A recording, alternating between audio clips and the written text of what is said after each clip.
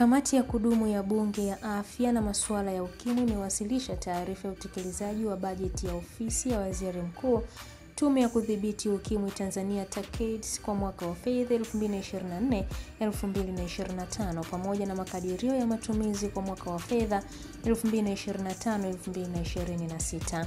Taarifa hiyo iliyosomwa bungeni na Jacqueline Kainja Andrea, mbunge wa viti maalum kutoka Tabora, kwa niaba ya mwenyekiti wa kamati hiyo Elibariki Kingu. Katika mawasilisho hayo, kamati imeeleza tathmini ya utekelezaji wa majukumu ya TACAIDS, changamoto zilizojitokeza katika mwaka wa fedha unaoishia na kutoa mapendekezo ya kimkakati kwa mwaka ujao wa fedha ili kuimarisha mapambano dhidi ya ukimwi nchini.